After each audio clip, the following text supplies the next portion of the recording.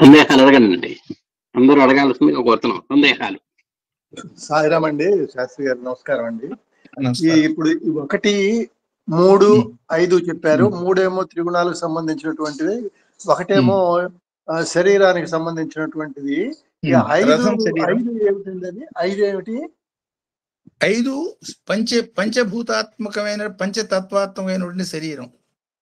దాన్ని సమర్థవంతంగా వినియోగించుకోవాలి. అంటే మనలో ఉన్నటువంటి జీవాత్మ ఒకటే, అది ఏనుగు సంకేతం. రథం శరీరం ఒకటే, అది శరీరం మొత్తానికి సంకేతం. మనలో 3 గుణాలు ఉన్నాయి, అది 3 గుణాలకు సంకేతం. అట్లాగే 5 పంచభూతాత్మకమైనటువంటి అన్ని పంచ అన్నట్టుగా పంచభూతాలు, పంచ ప్రాణాలు, పంచ ఉపప్రాణాలు, పంచ కర్మేంద్రియాలు, పంచ జ్ఞానేంద్రియాలు, పంచ తన్మాత్రలు. అంటే అంటే పంచీకరణ ప్రకారంగా విశ్వం అంతా కూడా 5 డివిజన్ మీద ఆధారపడి ఉన్నది అని అనుకున్నాం. దానికి సంకేతంగా మనకు వచ్చినటువంటి శరీరం. అంటే శరీరాల్లో అనేక రకాల శరీరాలు సృష్టిలో మనకు కనపడుతున్నా, అంటే 84 లక్షల రకాల జీవరాశులకి ఒక్కొక్క దానికి ఒక్కొక్క ప్రత్యేకమైన శరీరం ఉన్నా, అందులో చాలా జీవరాశులు మానవుడి కన్నా చాలా శక్తివంతమైనటువంటి శరీరాన్ని కలిగి ఉన్న సంపూర్ణమైనటువంటి శరీరం కలిగి ఉన్నటువంటి వ్యక్తి కేవలం మానవుడు మాత్రమే. ఈ పంచీకరణలో పరాకాష్ఠ ఏమిటంటే 5గా విభజించబడ్డటువంటి చెయ్యి.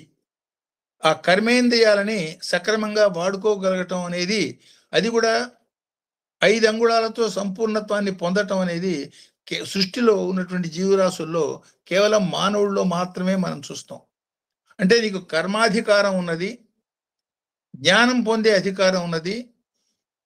కర్మ చేస్తూ కర్మని జ్ఞానాన్ని పొందేదానికి ప్రయత్నం చేస్తూ ప్రయత్నం చేయవలసిన మార్గాన్ని నువ్వు ప్రయత్నం చేస్తున్నావా, లేదు ప్రపంచంలోనే ఉండిపోయేదానికి ప్రయత్నం చేస్తున్నావా?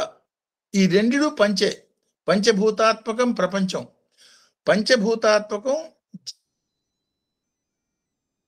అంటే దైవం జీవ రూపంలో జీవ ప్రజ్ఞగా మనలో వచ్చింది కాబట్టి అంతర్గతమైన జీవ ప్రజ్ఞ వైపు ప్రయాణం చేసేదానికి నీ శక్తులన్నీ ఉపయోగిస్తున్నావా? ఆ పంచీకరణ దేహం మనకు వచ్చింది. మిగతా జంతువులు ప్రయత్నం చేసినా ఇవి పొందలేవు. మనం ప్రయత్నం చేస్తే పొందగలుగుతాము. కాబట్టి ప్రయత్నం చేస్తే పొందగలిగిన స్థితిలో ఉన్న నువ్వు ఆ ప్రయత్నం చేస్తున్నావా? అది దూర్వాస మహర్షి యొక్క ప్రశ్న. సాయిరా, ఇంకొక రెండు మన శరీరంలోనే అసురీ శక్తులు, దైవ శక్తులు 2 ఉంటాయి. ఈ దైవ శక్తులతోటి అసురీ శక్తుల్ని జయించటం, దీన్నే సహాయంతో. అంటే దైవ శక్తులు జ్ఞాన మార్గంలో ప్రవేశించినప్పుడు అసురీ శక్తుల్ని ఓడిస్తాయి. అట్లాగే అందులో ఉన్న ఒక ప్రమాదం ఏమిటంటే ఈ దైవ శక్తుల్లో ఉన్నటువంటి ఉత్సాహం, సాహసం, ధైర్యం ఇట్లాంటివి అసురీ శక్తుల పరంగా కూడా ఉపయోగించవచ్చు. వాడు చాలా ధైర్యంగా చెడ్డ పని చేయొచ్చు, చాలా ధైర్యంగా తన కాముకత్వాన్ని ఇవాళ చేస్తున్న సొసైటీలో మనం చూస్తున్నవన్నీ అవే. ఉత్సాహం, సాహసం, ధైర్యాన్ని కామపరమైనటువంటి విషయాల్లోనూ లౌకికమైనటువంటి విషయాల్లోనూ చాలా ఎక్కువగా వ్యక్తపరుస్తున్న అంటే సిగ్గుపడకుండా ఎంతటి దౌర్భాగ్యమైన పని చేయగలిగిన స్థితుల్ని మనం చూస్తున్నాం. ఇప్పుడు ఆ కలకటా సంఘటన కానీ ఇవన్నీ ఏమిటి చెప్పండి? వాళ్ళలో శక్తి తక్కువ కాదు, ఉత్సాహం తక్కువ కాదు, ధైర్యం తక్కువ కాదు. వాటిని రాంగ్ రూట్లో వినియోగిస్తున్న సమాజాన్ని మనం చూస్తున్నాం. కాబట్టి ఈ దైవీ శక్తుల్ని సాధనాపరంగా ఉపయోగించుకొని ఉన్నతమైనటువంటి ఫలితాలు పొందుతావా, లేదు దుర్మార్గమైన విషయాల్లో వాటిని ప్రయోగించి నీచమైన ఫలితాలు పొందుతావా?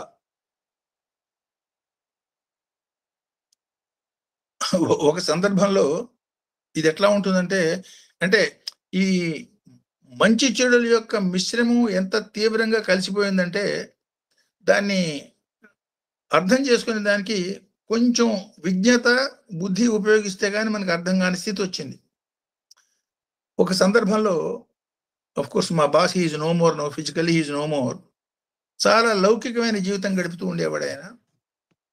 మెల్లిగా మాటల దీనిలో తెలుసుకుని స్వామి ఒకసారి పుట్టపర్తి రావటం, కొంచెం ఆధ్యాత్మికత ఇందులోకి వచ్చిన కొత్తల్లో ఆయన సందేహం వచ్చింది. Singareni boss hospital boss Singareni boss Singareni boss పేరు చెప్పటం లేదు, నో మోర్ ఎందుకు పేరు ఎందుకు అని చెప్పటాన్ని పేరు చెప్పటం లేదు. అదర్వైజ్ సింగరేణి బాస్ సింగరేణిలో పనిచేస్తున్నప్పుడే ఆయన ఒక ప్రశ్న వేశారు నన్ను. ఏంటది? ఆహారాన్ని గురించి. రోజు గీత చదవటం మొదలుపెట్టి, అంటే గీత కూడా ఎవడికి తగ్గట్టుగా వాడికి అర్థం అవుతుంది. ఆ గీత రోజు చదువుతూ ఆయనకు వచ్చింది ఏమిటి? శుద్ధి చేసిన ఆహారం, మలిన ఆహారం, పాత ఆహారం, ఇవన్నీ వచ్చి రోజు ఆయనకి తాగే అలవాటు ఉండేది. సో ఈ లిక్కర్ అనేది, అంటే ఐ మీన్ విస్కీ, బ్రాందీ ఇట్లాంటివి అనేవి చాలా దాన్ని శుద్ధి చేసిన తర్వాత సూక్ష్మ స్థితికి వచ్చి పొందినటువంటివి కదా. ఇవి ఉదాత్తమైనటువంటి ఆహారం కింద మనం తీసుకోవాలి, సాత్వికమైన ఆహారం కింద మనం తీసుకోవాలి, కానీ దీన్ని తామసిక ఆహారం అని మీరు ఎట్లా అంటారు అని అడిగాడు నన్ను. అంటే తామసిక ఆహారం అంటే కుళ్ళిపోయింది, లేకపోతే పాతది, లేకపోతే పాచిపట్టింది, ఇట్లాంటి తామసికం అనుకున్నప్పుడు ఇది అందులో చాలా సున్నితమైనది, వాటిలోంచి తీసేసింది కదా, ఇది డిస్టిల్ చేసింది, దీన్ని ఎట్లా మీరు తామసికం అంటారు? అది నాకు అర్థం కాలేదు, చెప్పమన్నాడు. నేను నిజమే, మీరు చెప్పింది కరెక్టే, దాన్ని ఎందులో నుంచి ఫిల్టర్ చేసి, ఎందులో నుంచి ఫైన్ ట్యూన్ చేసి తీసుకొచ్చారో ఒకసారి చెప్పండి అన్న. అంటే కుళ్ళబెట్టిన ద్రాక్ష రసంలోంచి తీశారు అంతే కదా. సాధారణమైన కుళ్ళిపోయిన ద్రాక్ష రసం తాగేటట్టయితే కొంత ఫలితమే వస్తుంది. ఇందులో అత్యంత శక్తివంతమైనది, చాలా సూక్ష్మమైనది కాబట్టి ఎక్కువ శక్తివంతమైన నెగిటివ్ ఫలితాన్ని ఇది అందిస్తుంది, కాబట్టి ఇది ఎక్కువ తామసికం. సో దానికి ఓహో అట్లానా అంటే ఈ అవగాహన సక్రమంగా ఉంటే ఎక్సలెంట్, నథింగ్ లైక్ దట్. అవగాహన రాంగ్ రూట్లో పోయినప్పుడు చాలా పెక్యులర్ కాంబినేషన్స్ మనకు కనబడతాయి.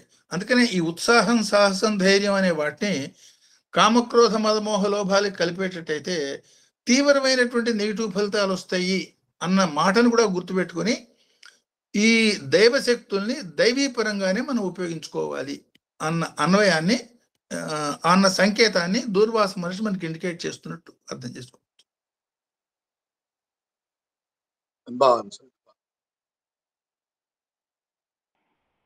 శ్రీ సాయిరామ్ సార్, శాస్త్రి గారు, నమస్కారం. మీరు ఇందాక మన హిందూ మతంలో ఉన్నవి 5 మతాలని చెప్పారు. ఒకటి వైష్ణవం, ఆరు మతాలు, సారీ వైష్ణవము, శైవము, శాక్తేయము, గాణపత్యం. సార్ అది ఏం చెప్పారు సార్ ఒకసారి మళ్ళీ? ఆదిత్యం, సూర్యోపాసకులు. ఇంకో 2 సార్లు. Aditya also included in Panchayatana Puja by Adishankar. 4వది షణ్ముఖం, 6వది షణ్ముఖం, 6వ మతం, అది జ్ఞాన స్వరూపం. అంటే ఈ 5 మతాల యొక్క అన్వయం, జ్ఞానపరంగా అన్వయం చేసుకోవటం షణ్ముఖం. అందుకని ఆదిశంకర్ల వారు ఈ 6 మతాలని సమన్వయం చేసేటప్పుడు పంచాయతనంలోనే ఉన్న 5 పెట్టారు.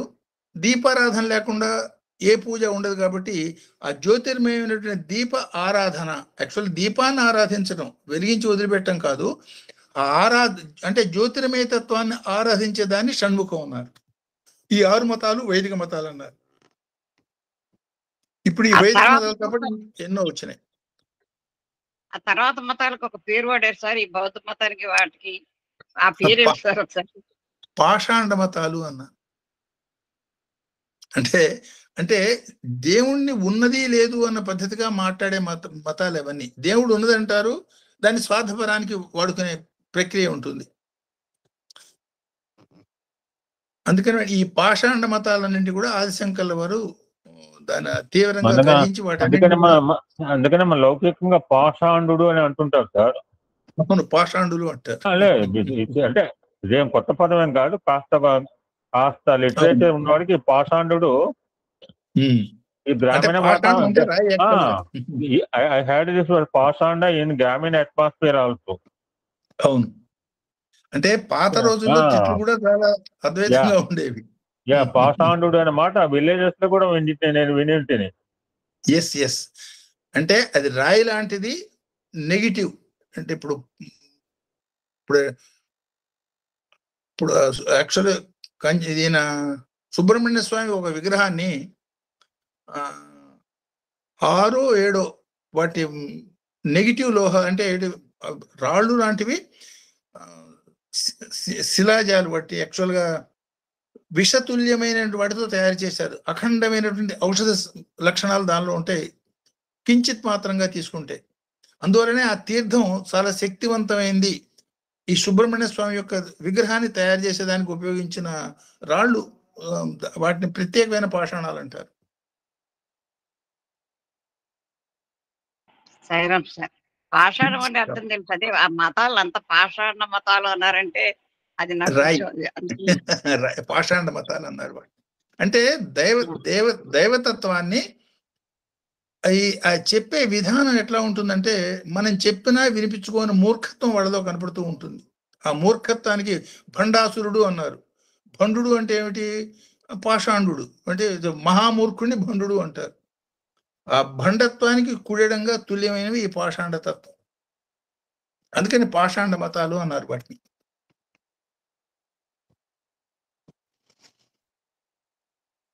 మతం అంటే మా త్వం, నువ్వు కాదు, నువ్వు పరమాత్మవి అని మనకి తెలిపించే మార్గాన్ని మతం అనొచ్చు. తత్వం అసి, తత్వం అసి, అది నువ్వు అయి ఉన్నావు. మా త్వం, అది నువ్వు కాదు. అంటే నువ్వు ఏదైతే నువ్వు నిన్ను గురించి అనుకుంటున్నావో అది నువ్వు కాదు, నువ్వు సాక్షాత్ పరమాత్మ స్వరూపుడివి. ఆ మార్గం మనకి చూపించేదాన్ని మతం అన్నారు. సార్ అద్భుతమైన అర్థం చెప్పారు మతం. Religion is way of living sir. జీవన విధానం. చాలా మంది తెలియదు అది రిలీజన్ అంటే. రిలీజన్ అంటే యాక్చువల్ గా రిలీజన్ ఎందుకు పెట్టారంటే యాక్చువల్ దాని వాళ్ళ భాషలో mean that which bring back. That religion meaning two meaning that which bring back అంటే మనం ఎక్కడి నుంచి వచ్చామో అక్కడికి తీసుకెళ్లేది అది. ఎగ్జాక్ట్లీ. దాన్ని మనం దాన్ని మర్చిపోయి ఇప్పుడు పాషాండతో అయిపోయి అసలు దట్ విచ్ బ్రింగ్ బ్యాక్, మనం ఎక్కడి నుంచి వచ్చామో మన గమ్యస్థానాన్ని చేర్చేది మతం. ఎగ్జాక్ట్లీ. It's a barrier. అవును, ఇట్స్ ఎ బ్రిడ్జ్. ఎస్. రిలిజియో, రీ అనేది లెజియో. రీ అంటే అగైన్, లెజియో యునైట్. రీయునైట్ అంటే ఏమిటి? ఒకప్పుడు కలిసి ఉన్నావు, ఏదో కారణం చేత బయటకు వచ్చావు, get రీయునైటెడ్. That is religion. Sairam, ఇంకొక అవగాహన. సుబ్రహ్మణ్య స్వామి దేవగణాధిపతి, సైన్యాధిపతి కింద. ఇప్పుడు గణపతిది సర్వగణాధిపతి అనిగా మనం అర్థం చేసుకోవచ్చు. అంటే గణపతిని పరమేశ్వరుడు పరంగా చెప్పాము. ఈ సేనాధిపతిగా అంటే మనస్సుకి సంకేతంగా, సాధనకి సంకేతంగా, జ్ఞానానికి సంకేతంగా, సమస్త కార్యాలు మొదలు పెట్టేదానికి సంకేతంగా సుబ్రహ్మణ్య స్వామి చెప్తున్నాడు. అంటే ఈ రెండిటి యొక్క కలయిక మూలంగానే నువ్వు పొందవలసిన శివశక్తి అనుభూతిని పొందుతావు అని. అంటే గణపతి మూలాధారంలో ఉండే శక్తి మన శరీరంలో, ఈ షట్చక్రాలలో పరిభ్రమించే జ్యోతిర్మయమైనటువంటి శక్తిని సుబ్రహ్మణ్య స్వామి, అది కింద మూలాధారం నుంచి అక్కడక్కడే తిరగకుండా జ్యోతిర్మయ మార్గంలో ఈ 6 చక్రాలు దాటి పైకి పోయేటట్టు కనుక అయ్యేటట్టయితే శివశక్తుల యొక్క అనుభూతి పొందుతాము. అందుకనే అన్నపూర్ణతత్వం అంటే జీవుడికి పూర్ణత్వాన్ని ఇచ్చేది.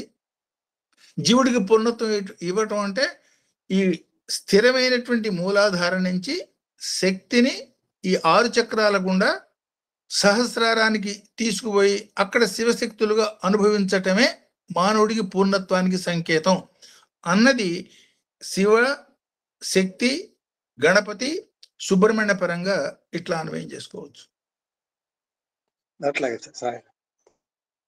అంటే గణపతి మూలాధారం అక్కడే ఉంటే సరిపోదు.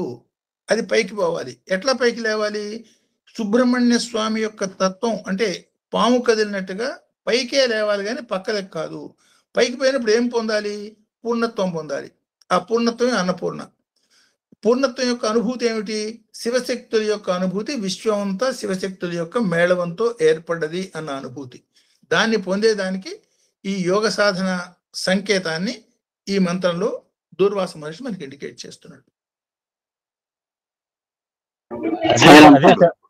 అదే శతరుద్రీయ దర్శనం. అదే శతరుద్రీయ దర్శనం. ఎస్. సాయిరామ్ అండి. శాస్త్రి గారికి, లక్ష్మీనారాయణ దంపతులకు సాష్టాంగ నమస్కారాలు. సాయినాథునికి నమస్కారాలండి. చాలా బాగుంది ఈరోజు బాగా ఉంది. ఈ 4వ నవకంలో 10-11 మంత్రాలు ఈరోజు చెప్పారు మీరు. ఈ మంత్రాలు సాధనా పరంగా మొదలు పెట్టారు. ఆ మానవుడి జయమే ఆధ్యాత్మిక పురోగతి అన్నారు. సూచన ప్రాయంగా ఈ విధంగా దూర్వాసుడు మనకు చెప్పాడు. సేనాని ఇవన్నీ చెప్పాడు దూర్వాసుడు చెప్పినవి. ఇది సేనాని అంటే సుబ్రహ్మణ్య స్వామి అన్నారు. సుబ్రహ్మణ్య స్వామి అన్నారు. సేనాని అది సేనాధ్యక్ష అన్నారు. ఈ రథాన్ని ఎవరు ప్రయాణిస్తున్నాడు? సేనాధ్యక్ష. తర్వాత 1-9 మంత్రాలు చేసిన కర్మ రథి.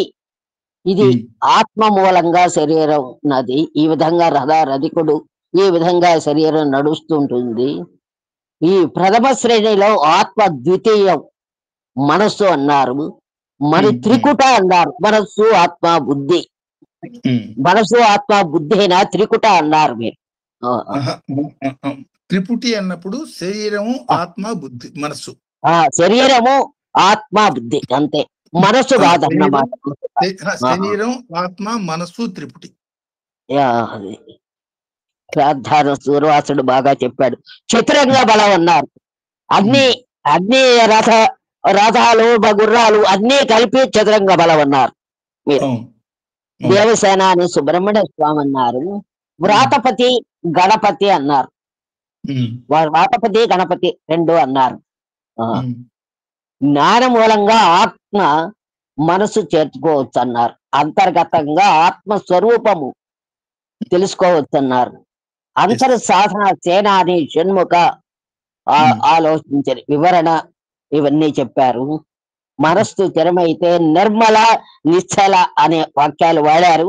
తత్వంలో సంధానం చేస్తే జ్యోతిర్మయ స్వరూపం మనకు కనబడుతుంది. అగ్ని ద్వారా మనస్సు హవిస్సు అన్నారు. హవిస్సు హోమ పరంగా చేస్తాము.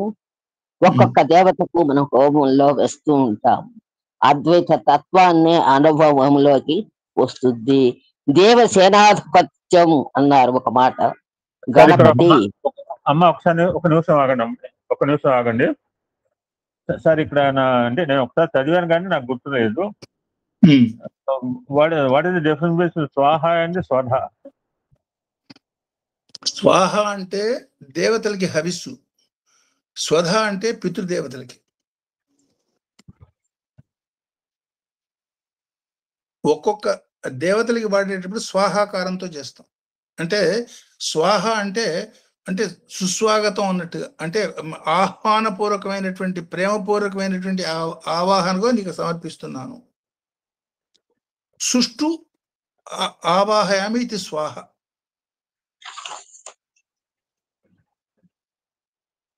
ఓకే అమ్మా, మాట్లాడండి. తర్వాత దేవదానాలు అన్నారు. సుబ్రహ్మణ్య స్వామి యొక్క జ్ఞానాన్ని ద్వారా అసురత్వాన్ని జ్ఞానం ద్వారా మా అసురత్వాన్ని విడవాలి జ్ఞానం ద్వారా అన్నారు. 2 గ్రహాలు కలిసిన ఒక గ్రహం అన్నారు. 2 గ్రహాలు కలిస్తే ఒక గ్రహం అన్నారు. జ్యోతిర్మయత్వం కూడా అట్లా కొత్త జ్యోతిర్మయ స్థితులు ఏర్పడచ్చు అనే మాటకి చెప్పాను. అంటే శివుడు ఒక జ్యోతి, శక్తి ఒక జ్యోతి. ఈ 2 జ్యోతుల కలయిక మూలంగా ఏర్పడ్డ జ్ఞాన జ్యోతి సుబ్రహ్మణ్య స్వామి. అన్నపూర్ణ పూర్ణత్వం అన్నారు. శివశక్తితో ఊర్ధముఖంగా మనం ప్రయాణం చేస్తే అది మన సహస్రారంలో చేరుకోవచ్చు అని ఒక మాట అన్నారు. అది శివశక్తితో ఊర్ధముఖంగా ప్రయాణం చేయాలన్నారు. ఇవన్నీ చాలా బాగున్నాయి. ఇంకోటి ఇక్కడ చెప్పారు చాలా బాగా, అవి రథ, గుర్రాలు, ఏనుగులు అనే 3 అన్నారు. రథ రథికుడు, గుర్రాలంటే మన యొక్క త్రిగుణాలు, ఏనుగులు అంటే జీవ ప్రజ్ఞ అండి, జీవ ప్రజ్ఞ. శమనం చేసుకోవచ్చు, సాధనలు పొందవచ్చు. ఇది ఒక్కొక్క రకమైన గుణాలు ఉన్నాయి. ఈ విధమైన 5 శక్తులను ఒక క్రమ పద్ధతిలో జ్ఞానానికి నాయకుడు ఆయన దీన్ని తెలుసుకొని దైవాన్ని చేరుకోవచ్చు అని అన్నారు. ఉత్సాహము, సాహసము, ధైర్యము అని 3 వాక్యాలు చెప్పారు.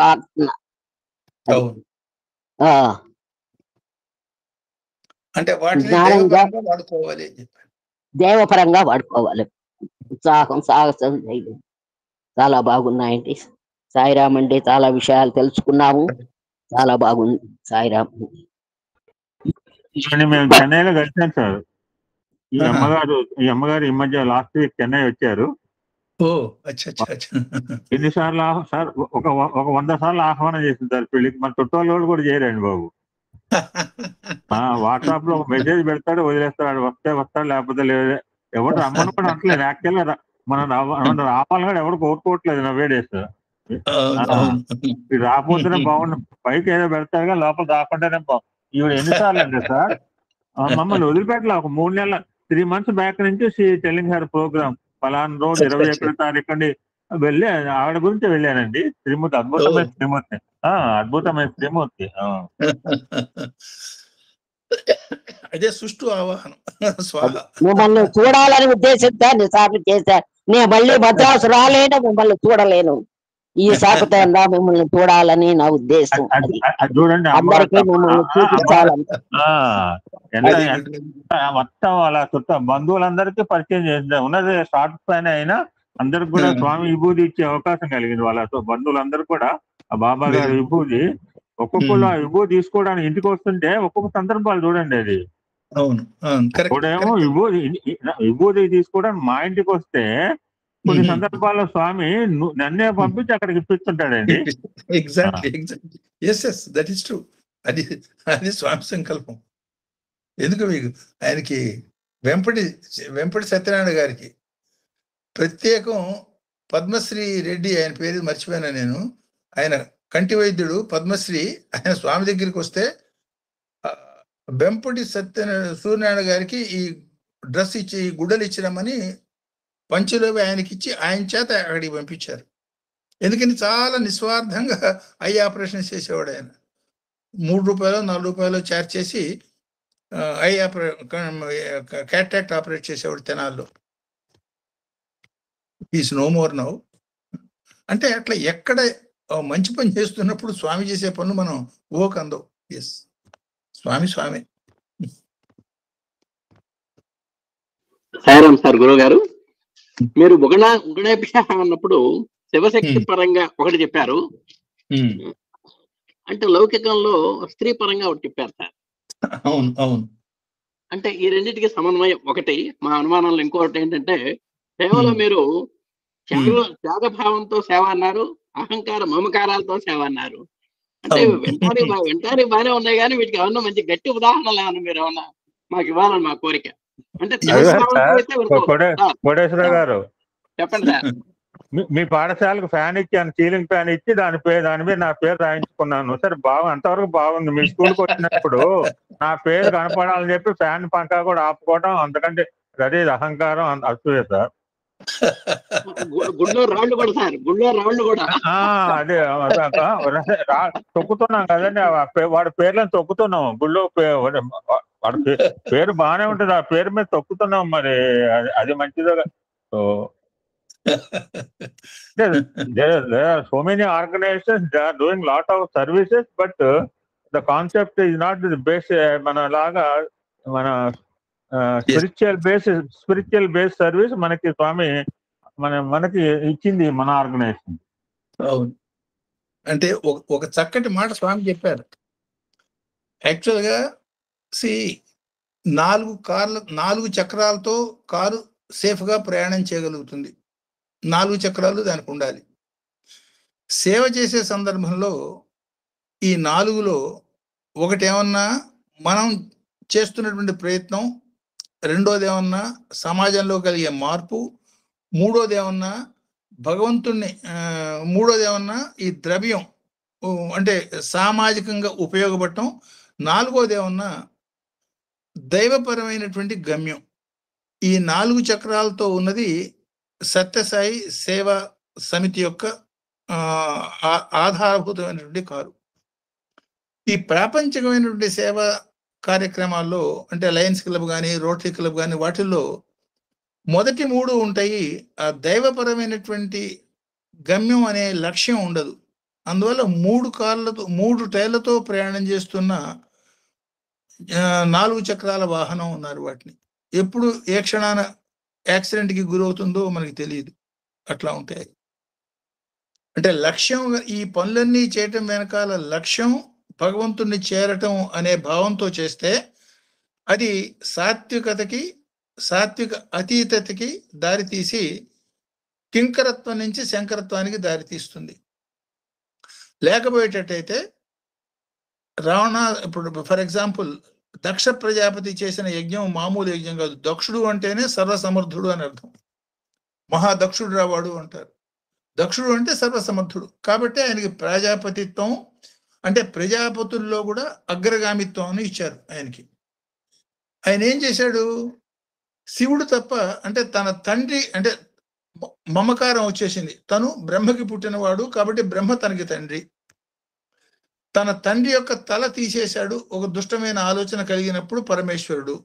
కాబట్టి పరమేశ్వరుడిని మనకి పనికిరాడు అని దూరం చేసి బ్రహ్మకి తండ్రి అయినటువంటి విష్ణుమూర్తి వరకు ఈయన ఆరాధన. అంటే బ్రహ్మ విష్ణుమూర్తి మాత్రమే ఈయనకి ఇంపార్టెంట్. బ్రహ్మ తలకాయ తీసేసినందుకు బ్రహ్మ కోపం రాలే. శరణాగత భావంతో తన తప్పు తెలుసుకుని 4 తలలతో సరిపెట్టుకుని ఊరుకున్నాడు. తన తండ్రి తల తీసేసిన దానికి దక్షుడికి కోపం వచ్చి పరమేశ్వరుని దూరం చేసుకునే ప్రయత్నం చేశాడు. అది అహంకారం అంటే ఆలోచన రహితం, అహంకారత్వానికి సూచన. అహంకారంతో ఆయన యజ్ఞం చేసే ప్రయత్నం చేశాడు. యజ్ఞం అంటేనే త్యాగం. త్యాగపూరితమైనటువంటి కర్మలో అహంకారాన్ని మేళవించటం మూలంగా ఏం జరిగింది? ఆయన తలకాయే పోయింది. సమస్తమైనటువంటి అనర్థాలు, జరగకూడని అనర్థాలన్నీ జరిగిపోయినాయి. సో అంటే అహంకారపూరితమైనటువంటి సేవలో ఈ దుర్లక్షణాలన్నీ దుష్ఫలితాలు ఇచ్చే అవకాశం ఉంటుంది. కాబట్టి అహంకారాన్ని పోగొట్టుకునే దానికి చేసేది సేవ. దాని అహంకారంతో చేయటం అనేది ఇట్ ఈస్ మోస్ట్ ఇంప్రాపర్ అన్న భావన అందరూ అట్లా సమన్వయం చేసి చెప్పచ్చు. అహంకారాన్ని పోగొట్టుకునేదానికి సేవ. Okay sir, Sairam sir. ఒక నాలుగులో మీరు శివశక్తి పరము, స్త్రీ పరము 2 చెప్పారు సార్. అవును అవును. లౌకిక జీవితంలో ఆలోచించేటట్టయితే ఆడ మొగ జెండర్ పరమైనటువంటి భావనగా తీసుకుంటే అది అరిషడ్ వర్గాల్లో ప్రధానమైంది కామం. కాబట్టి ఈ కామానికి ఆధారమైంది శారీరకమైన కామం ప్రధానంగా వస్తుంది. కాబట్టి ఇద్దరికి అంటే మగవాళ్ళకి ఆడపరంగాను, ఆడవాళ్ళకి మగపరంగాను అన్వయం అవుతుంది అని దాని పరంగా జాగ్రత్త వహించండి అన్న సూచన దుర్వాస మహర్షి ఇచ్చినట్టుగా మనం అర్థం చేసుకోవచ్చు. సాయిరామ్ సార్. సాయిరామ్.